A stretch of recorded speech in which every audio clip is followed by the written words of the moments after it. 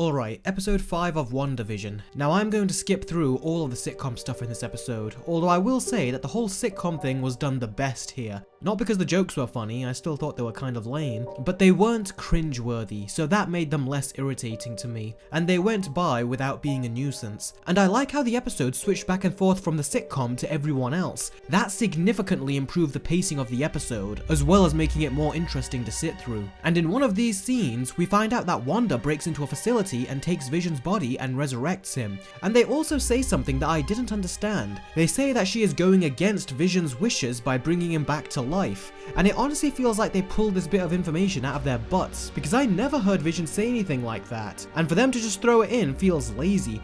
You guys tell me, did Vision ever say that to her and I just can't remember? I found that really bizarre. There was also a scene where these three talk about Avengers Endgame, and Monica Rambeau mentions how Wanda would have killed Thanos if he didn't rain fire, and they said no one else came close, and then Wu says Captain Marvel came close, and I'm just thinking, how do they know this? The final battle took place in the absolutely destroyed remains of the Avengers facility. Any cameras that were there would have been completely obliterated, so that was very weird. These characters aren't supposed to know this, and we get this awesome scene where Wanda breaks character and comes out of the world that she created and speaks to everyone. She puts her Russian accent back on, and there has been a lot of confusion with regards to her accents in these films. How she puts it on and then puts it off, and the cast and even the Russo brothers have tried to explain it, and none of it holds any water, and I'm still confused. I don't understand how they are trying to execute the multiverse, and yet the most confusing thing is Wanda's accent. Regardless, this scene was really cool, and her Russian accent makes her sound a bit more unsettling. And when you hear Wanda speak,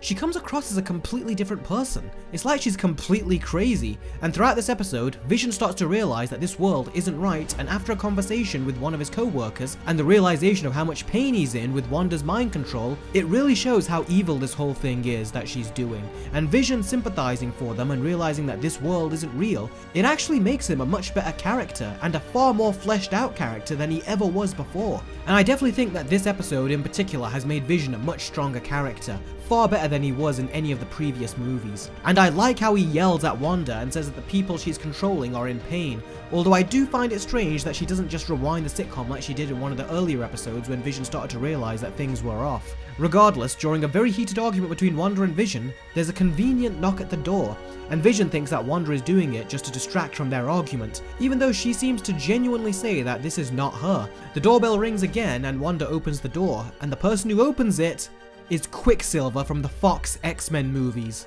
She recast Pietro?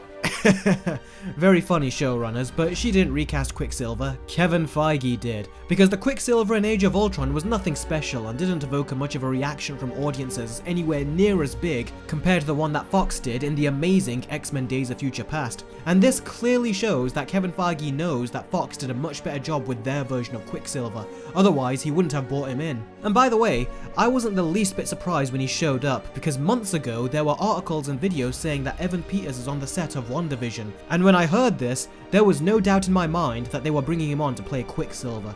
So I was kind of annoyed about that. I wish that was a surprise that I didn't know about. I actually did laugh though when he said, "Who's a popsicle?" His joke delivery just feels so much better and natural than the rest of the MCU actors who deliver jokes. Clearly all that time he was directed at Fox has taught him well, and he was really funny in X-Men. Pretty much every time he was on screen, I always had a big smile on my face. Break into a highly secured facility and get someone out. Prison break? That's illegal, you know. Well, only if you get caught. I just hope that they don't take his excellent comedic timing and dialogue and just downgrade it with immature and childish MCU humor. That will really piss me off. Also, this does raise the question, what other already established X-Men will Kevin Feige bring into the MCU?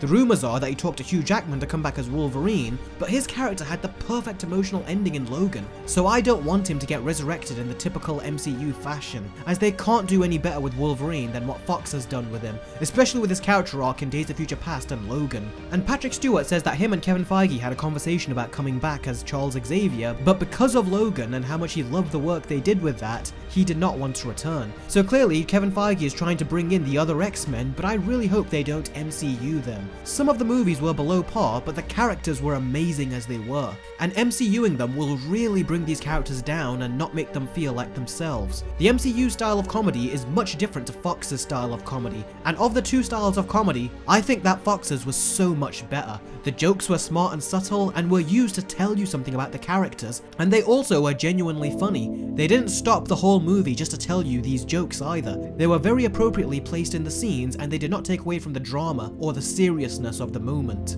And I don't want the MCU's comedy to compromise the quality of these characters. That's my biggest fear. The MCU style and the Fox style, they are very different and don't mix. So hopefully they give their Fox characters their Fox style of execution. Although I do wonder, is this the same Quicksilver from the Fox X-Men movies, or is it the same actor but a different Quicksilver?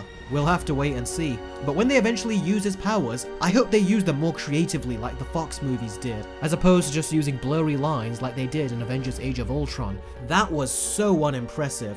This, on the other hand, was so much more awesome and memorable. So this was a very good episode, but I don't know. I was going to give it an 8 out of 10 at first, but as the day went by and I thought about it some more and let the episode sink in, I felt that the reveals didn't have as much of a big impact on me for some reason. It's a strange feeling, but I feel like I kind of forgot about the episode very quickly, which is strange, so I don't know. I really feel like the episode needed to give me something more. So this episode doesn't get the 8 out of 10 that I initially was going to give it. Instead, it gets a 7. Very good episode, but I feel like it's much more of a setup for things to come. So we'll see what I think of the next episode. Maybe that one will have more payoff. And I hope to God that they don't screw up Quicksilver. That is my biggest concern right now, and it's filling me with this feeling of dread. I really hope they don't mess up his character. I genuinely am feeling nervous about that. So, what did you guys think of this episode? And are you afraid that Fox's X-Men characters like Quicksilver will lose their original personalities and be changed into MCU versions of their previous selves? Be sure to let me know, as I am really curious to see what you guys think of this. And if Hugh Jackman does come back, I don't want to imagine what a more goofy MCU version of his Wolverine will be like. I am really dreading that too. Thanks as always for watching, guys, and I will see all of you next time. Take care.